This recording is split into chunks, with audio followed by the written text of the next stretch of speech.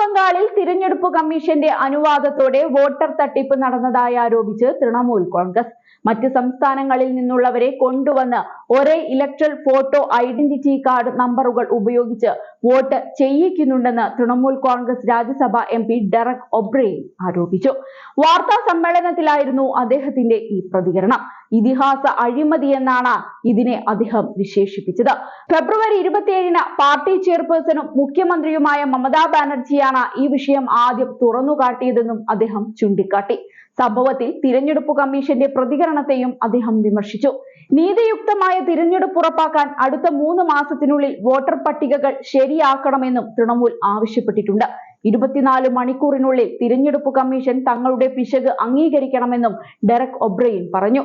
തിരഞ്ഞെടുപ്പ് കമ്മീഷൻ അത് ചെയ്തില്ലെങ്കിൽ ചൊവ്വാഴ്ച രാവിലെ ഈ വിഷയവുമായി ബന്ധപ്പെട്ട കൂടുതൽ രേഖകൾ പാർട്ടി പുറത്തുവിടുമെന്നും അദ്ദേഹം വ്യക്തമാക്കിയിരുന്നു. തൃണമൂൽ രാജ്യസഭ ഉപനേതാവ് സാഗരിക ഘോഷ്, ലോക്സഭാ MP കീർത്തി ആസാദ് എന്നിവരും വാർത്താ സമ്മേളനത്തിൽ സന്നിധരായിരുന്നു. ഒരു സംസ്ഥാനത്തെ താമസക്കാർ മാത്രമേ ആ സംസ്ഥാനത്ത് വോട്ട് ചെയ്യാവൂ എന്ന് ഞങ്ങൾ ആഗ്രഹിക്കുന്നുണ്ട്. ബംഗാളിലെ വോട്ടർമാർ മാത്രമേ ബംഗാളിൽ വോട്ട് ചെയ്യാവൂ. സമാനമായ എപ്പിക് നമ്പറുകളുള്ള ആളുകളായിരിക്കും വോട്ട് രേഖപ്പെടുത്തുക എന്നതിനാൽ അവരെ വോട്ട് ചെയ്യാൻ അനുവദിക്കില്ല.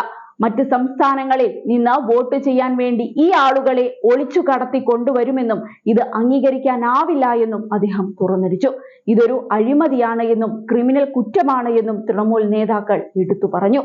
ഈ വിഷയത്തിൽ സമയബന്ധിതമായ അന്വേഷണം നടത്തണം. ഇതിന്റെ സൂത്രധാരന്മാരെ ശിക്ഷിക്കണം. ജനാധിപത്യത്തിനെതിരായ ഇത്തരത്തിലുള്ള ആക്രമണത്തിന് സർക്കാർ സംവിധാനങ്ങൾ ദുരുപയോഗം ചെയ്യുന്നത് അവസാനിപ്പിക്കണമെന്ന് തങ്ങൾ പ്രധാനമന്ത്രി നരേന്ദ്രമോദിയോട് അഭ്യർത്ഥിക്കുകയാണെന്നും ഡെറക് ഒബ്രെയിൻ പറയുകയുണ്ടായി. ഇന്ത്യയിലെ ജനാധിപത്യത്തെ തകർക്കാൻ BJPയെ അനുവദിക്കില്ല എന്നും അദ്ദേഹം കൂട്ടിച്ചേർത്തു.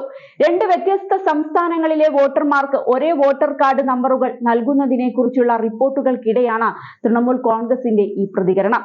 അതേസമയം ഈ പ്രശ്നം പരിഹരിക്കുമെന്നും സാങ്കേതിക വിദ്യ അടിസ്ഥാനമാക്കിയുള്ള പ്ലാറ്റ്ഫോം അപ്ഡേറ്റ് ചെയ്യുമെന്നും തിരഞ്ഞെടുപ്പ് കമ്മീഷനും അറിയിച്ചിട്ടുണ്ട്. ചില വോട്ടർമാരുടെ ഫോട്ടോ ഐഡന്റിറ്റി കാർഡ് നമ്പറുകൾ ഒരുപോലെയായിരിക്കാമെന്നും കമ്മീഷൻ സമ്മതിച്ചു.